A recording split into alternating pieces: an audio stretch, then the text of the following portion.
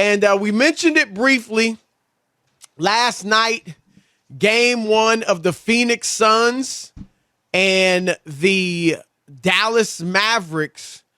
And Rob, most people, in fact, I only know one person who's picked Dallas to win this series. And that would be my first things first co-host, Nick Who picked Wright. Dallas? Nick, yeah, he's got Dallas going all the way to the finals. Obviously, he's going to be wrong. But yeah, other than that, Rob, on ESPN, they had 20 writers make picks on all the series. But on this one, it was 20-0 Phoenix. really? 20? Yeah, 20-0. I got Phoenix. I got them in 5.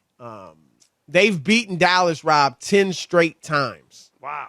And last night, of course, number 10. 8 of those games, Luka Doncic played. And Luka Doncic is terrific. He's obviously one of the best players in the league. Not one of the best young players. One of the best players, period. And last night, he put on another show. 45 points, 12 rebounds, 8 assists on 15 of 30 shooting, which, isn't bad, 50%. But they lost.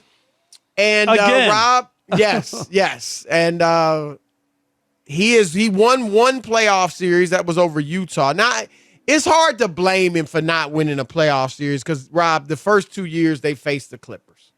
But I will say this, Chris. Here's one thing I will say. They were up in both of those series 3-1. I don't know about both. They were up 2-0 on I don't think they were up 3-0. They were up 2-0 on the Clippers.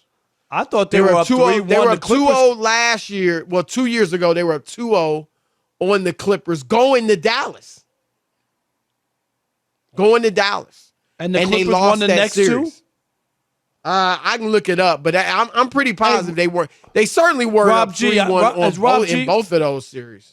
There's no way. The Clippers are the team that keeps blowing the 3-1. No, they came back twice because it was without Doc. They came back, Chris. Remember, last year they were down 2-0 going to So then it was 2-2? Dallas, and then they won the next 2 games. Yeah, so it was 2-2. Okay. It was 2-2. The year before that, they weren't down 3-1. I'll check it out, but they weren't down 3-1. It was they won that series in 6, so there's no way they were down 3-1. If I can find it. Yeah, they were up. Dallas, Clippers won the first game. Dallas won the second. Clippers won the third. Yeah, so it was Dallas weird. won the second. I thought in one of that series. I'm thinking of.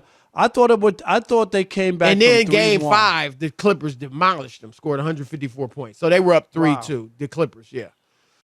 So, but look, you're not going to kill him for losing to Kawhi Leonard and Paul George. But the point is this. If you watch that game last night, and as much as I like Luka, Rob, Chauncey Billups once told me something. I'm sure I've said it on the show. It was a few years ago after he retired. He said, if I would have dribbled the ball for 15 to 20 seconds of the shot clock and then either taken the shot or passed it to my teammate who was going to take the shot, my numbers would have been humongous too. And that's what a lot of today's players, particularly Luka, James Harden did it. LeBron was doing it early in his career. Steve Nash didn't shoot a lot, but he dominated the basketball and passed it a lot. But Luka Doncic, as great as he is and as good as his numbers are, and Rob, he's tied with Michael Jordan now for the highest playoff average ever. Now, granted, he's only played 17 playoff games. And he has 7 playoff wins, and Michael has 6 championships. So right. So obviously it's a small sample size. Please. But they're not going to win. If you watched that game last night, I mean, my goodness. They are so predictable, it's ridiculous. I mean, it's just Luka doing whatever he wants. He's great. He's going to hit some mid-range shots, hit some threes, get to the bucket, have some dunks. Or he's going to pass it to a teammate who likely is going to hoist a three. or drive from the three-point line. That's their offense. And Rob, I'm sorry, you're not winning big playing that way. Michael Jordan, Rob, when he was doing everything, right? Didn't win. Wilt Chamberlain, 50 points a game one year. 44 points a game another year. 37, 38 points a game other years. Never won championships those years. Wilt won championships averaging 24 his first championship and 14 his second championship. LeBron didn't win that way in Cleveland. They had great regular seasons. 66 wins, 61 wins. Didn't even reach the finals those years. You know what's crazy too?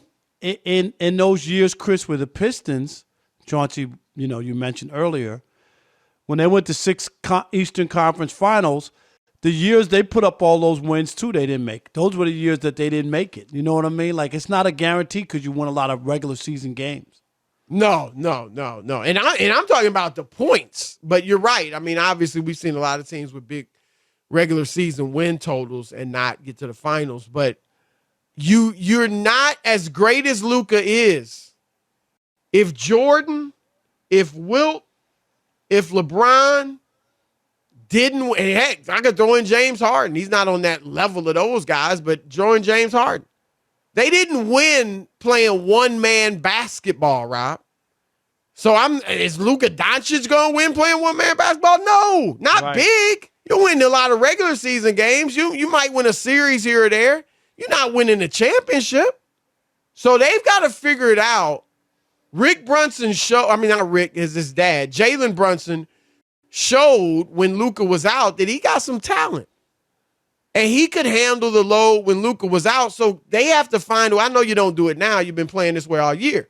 But in the offseason, once they're eliminated in 5 games by Phoenix, max, they got to figure out more of an inclusive offense. And I think that'll have a better chance of winning if they can do that. Because as it stands right now, guys, Rob, who can do something on their own, take it off the bounce, create their own offense, create offense for others, they're not really going to be happy playing with Luka that way. Maxi Kleber, sure, because I can't create my own shot. All I can do is catch and shoot. So I love it. But the guys that have the real talent, it's going to be a little tougher for them to enjoy that and fit in. So that's what I think they need to do, Rob. They got to, one-man show is not going to be the 5-man team that plays together and has talent itself. But I don't think that you can. How do you go backwards, Chris? This is my issue. How do you ask Luka to change his style, play a different way, because of the long-term goal of trying to win? Do you know what I mean? Like the barn door's open. How is he going to go backwards? Oh, I think it's simple. And he's going to average 20-something points. I mean, he's great. He's going to put up huge numbers. But, Rob, what will happen, first of all, they need to talk to him about it and giving an even more in-depth presentation to him, if it comes to that, on what I said. Luka, let's look at LeBron in Cleveland his first go-round. He didn't win it. Right. Let's look at Michael Jordan early years in Chicago. He didn't win it. Do you want to win, or do you just want to put up huge individual numbers?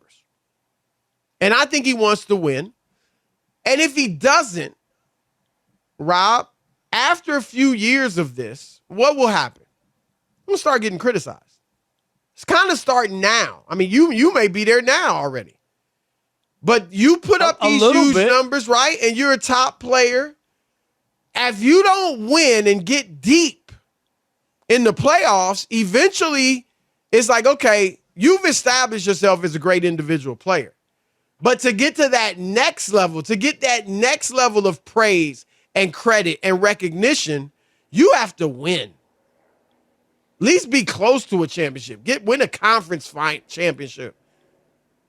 And that usually drives a lot of players to realize, okay, what is it going to take to win? I think you do it now. Again, nobody's asking him to average 17 points a game. I mean, he's going to put up huge numbers. But it's just not going to work this way. So Rob, Jordan wasn't happy about the triangle. Right. And he switched. So it can be done. No, I guess you can. But Luka's such a dominant. I get it. If Michael can do it, I guess, Chris, he can do it. And ultimately, you're right. When you're not winning and you keep getting knocked out, people are going to say, I mean, we get it, what you can do, but it's not winning basketball. Right. And that's when people start to say, we got to do something else. We got to rely on some other people. You just can't do it all yourself because ultimately we become one-dimensional, too predictable, and you're able to stop it. Right. That's absolutely it.